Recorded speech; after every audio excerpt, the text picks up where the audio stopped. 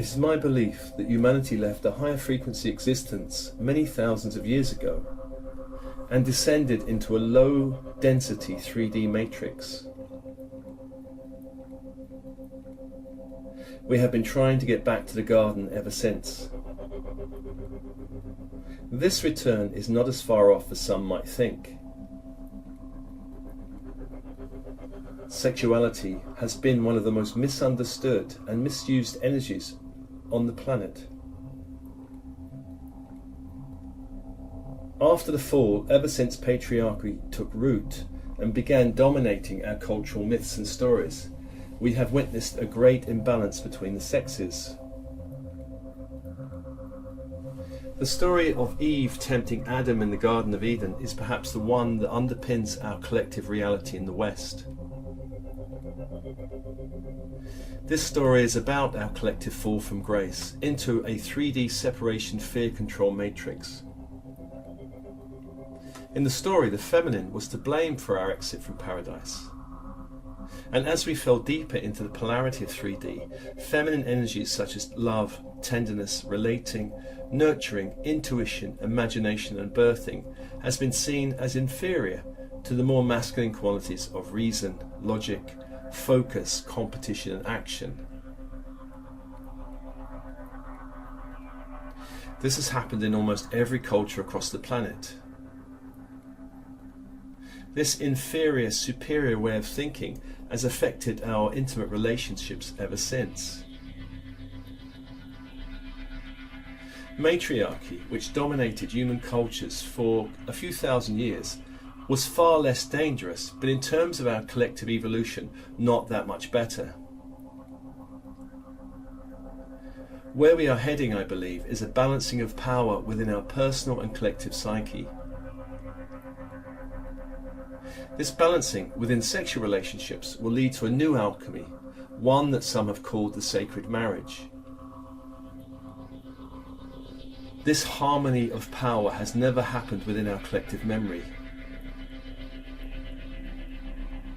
This inner marriage is where the masculine and feminine energies learn to work together cooperatively instead of acting like some divorced, bickering couple.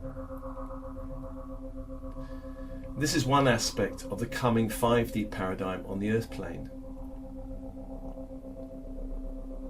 In the 3D matrix, sexual energy has been harvested by low frequency beings that use human energy as food for their survival. Sexual energy is incredibly powerful. It can lift us to wonderful heights or bring us down in nightmarish ways. Porn and sex addiction are signs that our energy fields are being hooked by lower frequency beings. These lower frequency beings have also been involved with many bloodlines for some time. When this happens, sex addiction or sex problems affect our parents or our ancestors. A number of starseeds and light workers have a mission here to break such involvement in the bloodline, which means being affected by it before clearing it out. Lower frequency beings hook into the nervous system, the etheric system, the chakra system, in order to siphon off our sexual energy. The first step in dealing with this is to realize it's happening. The next step is to look at the material that triggers your emotions and energy field. You will need to find ways to clear any hooks, cords or psychic contracts in your energy field that perpetuates this situation. Soul matrix healing is one method that can assist with this. Where there is frequency control, there is sexual excitement in the lower chakras and little opening or movement in the upper chakras. Love is rarely present with frequency control. There can be a feeling of obsession with the object of desire. When this happens, we cannot see the light of the other. We are only drawn by the physical characteristics. Obsessive thoughts indicate lower frequency interference. In the 3D matrix, our masculine and feminine energies have been split and set at war with each other. There are many other splits in patriarchy that are coming up for healing at this time of global transition. For instance, various religions have long promoted the notion that the body is inferior to the superior soul. In Christianity, there is the term the sins of the flesh, And the thinking goes, or it used to go, if we punish and hurt the body, then somehow we become more available for spiritual light and revelation. All religions have long sought to control sexual energy, and in particular female energy. In times gone by, celibacy was the body-denying path, the only way thought to lead to spiritual reward. In a body-embracing path, celibacy is an option, but not the only one. Embracing and enjoying sexual energy is an equally valid and rewarding path. Tantra, an umbrella term for many paths that seek to unite heart, mind, sex and soul, is a potent force for awakening. When we learn to honour our sexual energy, we can raise it up through the entire chakra system as we make love. Here orgasm is not the goal, rather the goal is divine union. The goddess is returning, and what this means is, in the emerging timeline, we are healing the splits and schisms inside of us. In a world that values doing above being, money above environment and human communities, the personal ego reigns supreme.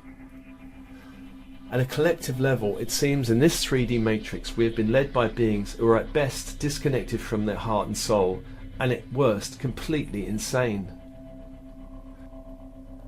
At a personal level, the ego is a defense mechanism that helps us cope with the world. The ego comes in different forms. Some of these can be prudish, reserved, shy, critical, or on the other hand, open, daring, rebellious, or promiscuous. In a 3D matrix, a 3D world, we need an ego to survive, to cope. When the ego takes over, it feels we have no control over our sex drive. We may fear our primal urge and seek to repress sexual energy. On the other hand, we may dive into being a hedonist and channel it into very many unconscious ways. And this is a big problem across the planet. Someone living their life through the perspective of a wounded ego may feel that getting their sexual needs met at the expense of another is okay. There are a great number of ego games and dynamics that can create great disconnection both internally and externally with another. When the ego is in charge of repressing or wildly expressing our sexual energy, then suffering usually follows close behind. Any spiritual path worth its salt will help you transform your ego from a fearful fortress into a strong temple of light, one that can hold and channel more of your authentic being. We can understand a person's consciousness and programming around sex by listening to the kind of language they typically use about men, women, the body, love, sexual attraction and relationships. Language is the way we define reality. Western culture has some very shame-based terms for describing lovemaking and also the body. This is not the case in older and much wiser cultures. In my early 30s, I came across the world of Tantra and also the language of Tantra. For instance, the Sanskrit word for vagina is yoni, which means source or origin. This kind of language comes from a culture and religion that honours women as the embodiment of divine female energy. And yoni has many translations that point to the generative power of the Shakti energy. The Sanskrit word for penis is lingam, which points to the generative power of the god Shiva. In the tradition I trained in, lingam was described as a pillar of light. The subject of language, of course, is a vast one, and I'm merely scratching the surface here. One final example of language and sexuality comes from a conversation I had several months ago with a young woman who talked about having relationships with men and women. I said rather naively, "So you are bisexual?" And she very beautifully replied, "No, I am gender fluid," and I love this term. It made me smile. It was a great lesson in updating my use of language. We all have an ego, one that helps us cope with the 3D matrix, but as the matrix shifts into 4D and 5D, so too our ego needs to shift. One aspect that we need to consider is the shadow. The shadow are energies and behaviours we do not like, identify with, and therefore they are disowned or kept at bay in our consciousness. These are the traits we feel are unattractive, unsafe, or just too overwhelming for us to express. We can disown our primal energies such as anger, sexuality, or even our creativity or joy. When this happens, we tend to experience certain reflections in our reality. These reflections lead to intense repulsion or attraction. For instance, a responsible, rational man who has disowned his emotions is suddenly attracted to a highly emotional, creative woman. He is attracted to what he's disowned in himself. Now, as many know, this initial attraction can often later lead to repulsion as he goes deeper into the relationship. In this scenario, the woman may be attracted to the man's rational thinking, which is very different from her own. She may also be attracted to other qualities such as groundedness and a sense of responsibility. But as the relationship deepens, she may reject these qualities, considering him dull or a party pooper. There's another example. A spiritual man who has embraced his feminine side meets a financially savvy businesswoman who feels very at home in the cut and thrust of financial dealings. Both see qualities in the other they have disowned. There's an attraction, followed by aversion to these same qualities. If they manage to navigate this zone, they have managed to stand in the intensity of the mirror, and they come to accept and embrace rather than reject the beloved reflection. This enables them to take the next step, embracing these qualities within their own being. As you can see, the shadow is a major dynamic between all sexual attraction. In Taoist philosophy, there are two qualities of energy that interact: yin being feminine and yang being masculine. Of course, these energies can also be defined in many other ways, but the thing to note really is that these energies are in a constant dance within an individual and in the universe itself. These are the attractive forces that bring people together. There can be a man-woman situation, or two of the same gender. The attraction is energetic and not based on the physical plumbing. A masculine woman and feminine man can be attracted to one another, and vice versa. The dance of opposites must have two people that are pulled to one another. A masculine man with a weak charge, a weak yang charge, cannot attract a feminine woman with a strong yin charge. He can only attract a woman with a weak yin charge. However, a yin man can learn to enhance his yang energy. He can also learn ways to increase his yin energy. The same is true for a feminine woman.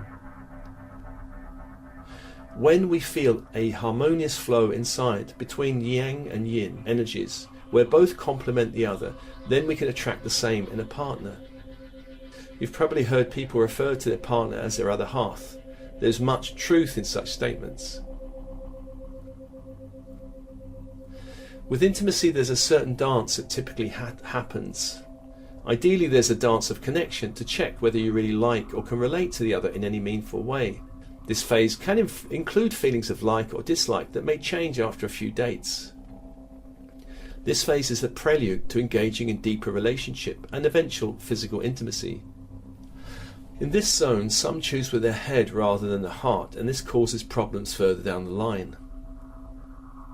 When the heart says yes, there's a honeymoon phase. However, some jump too quickly into this phase and do not spend long enough in the getting to know you phase. In the honeymoon phase, we cannot wait to see our beloved again and again. We check our phone for messages, we long to embrace them. And once the connection has been made, our dopamine levels can soar. There can be great elation, which makes the whole world seem brighter and happier. Of course, it's wise not to make any long-term plans during this phase, because when this honeymoon phase ends, the inner critic starts to get involved, the ego gets involved, and the magic of love, of course, begins to dissipate. When the ego is present, we see our partner with new eyes. Often this is where relationships get into deep trouble, and only those with a strong heart-soul bond can endure. During this time, it's important to connect with what's truly going on inside with yourself, and to be really honest. Writing in a journal or speaking with trusted friends can help. This phase is important, and if navigated wisely, can lead to a deepening and a reignition of love. Relationships are not for life as they once were. Now we may meet someone for a season, a few years, or a lifetime. In times gone by, it was easier to stay with the same person because of the intensity of societal pressure, and because the energies on the planet were not so volatile or changing as they are now at such a rate. Now, you may meet someone, have a great connection, and outgrow them much quicker than in your parents' or grandparents' day. Many are on a fast track of spiritual growth. If you're growing at a faster rate than your partner, there will come a time when the frequencies between you will no longer mesh. Sometimes your paths run for a time, and then the soul may begin to pull you in a different direction. When the soul calls, relationships can be disrupted, especially if the other is no longer on your same trajectory. It's important to note that staying together for convenience or to avoid pain is not really a good long-term strategy. If a relationship ends, then releasing sexual cords, energy cords, or any conscious or unconscious vows or agreement is an important part of moving on.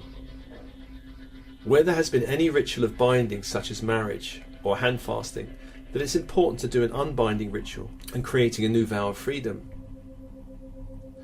Whenever possible, and as far as possible, after processing grief or anger, stay as neutral and, if possible, as loving to the other person.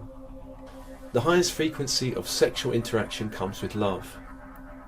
When love is missing, love-making is reduced to mere fiddling with physical knobs or buttons. When our sexual energy is locked in the genital area, this can lead to great sexual frustration and a desire for instant gratification or release. Needless to say, this does not help deepen sexual intimacy with another. There are many ancient Taoist and Tantric exercises to help raise and expand this energy flow and bring it into a harmonious dance with a sexual partner. These are not secret. Anyone can find them on Google or YouTube.